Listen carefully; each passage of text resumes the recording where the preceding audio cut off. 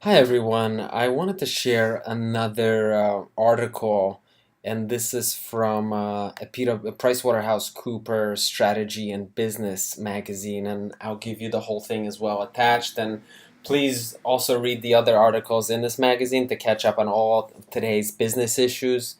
Could really help you in the business school, kind of most relevant events, very current, interesting stuff that is in the market right now. The article that I wanted to share is that I really was actually on their cover is about common purpose realigning business economies and society. And this is, along with all the risks that are going on right now, there's a lot of risk of disruption, there's a lot of risk of regulation. I mean, there's a lot of business change going on right now. And just wanted to go over, and the idea is that they're talking about here that there's a lot of bitter politics right now, and it's because parents think that their children, for the first time in many generations, will be worse off than them.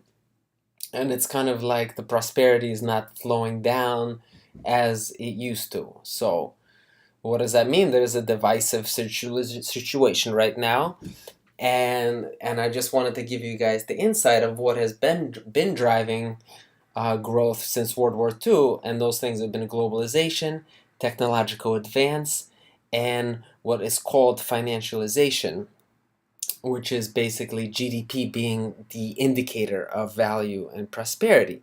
And this has given a lot of people, the prosperity they needed to lift out of poverty and be in a developed situation and have opportunities their parents didn't. And a lot of this growth has happened, and the idea is that, there has been a lot of economic growth, but what has changed recently, with this GDP hitting a plateau right now and not being the only measure. And this is the piece where I really want you guys to pay attention to. It's like, I think it's page 65 to about 71. And this is the idea that we've started over relying on using GDP as the sole measurement. And the idea is that technological advance, even though continued, it didn't flow to everyone equally. So the idea is that we've sort of hit a plateau in the way of what is going on in terms of how much GDP is actually flowing down to everybody. And, although we've had a lot of growth globally, on a local level, many communities, especially in the US right now, have not been part of that growth. And there's been weaknesses in certain communities and in certain areas. And the idea is that there's deep divisions, right? I thought this was mind-boggling, that a study saying that 41% of what white males with high school education or less between 25 and 65 are unemployed. I mean, there's almost, this is probably a product of outsourcing and also a product of computerization, and the idea that things have become global and there's a lot of stuff being done in Asia that used to be done in the US. So with all the risk, I mean, this is tremendous amount of risk that is right now in the system, even in terms of being able to sustain our economy. So what they're recommending for realignment, I thought was very interesting.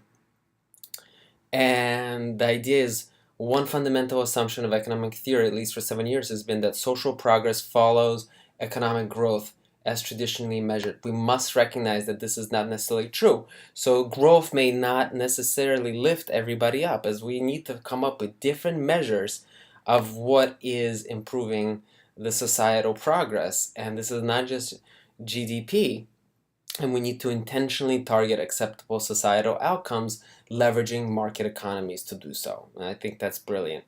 Both financial GDP and societal target outcomes should be explicitly framed. So instead of just saying 3% growth, maybe we should say something like a certain quality of infrastructure, a certain quality of education, a certain level of employment for everybody in a city or in a community. We need to devote more energy to creating thriving communities.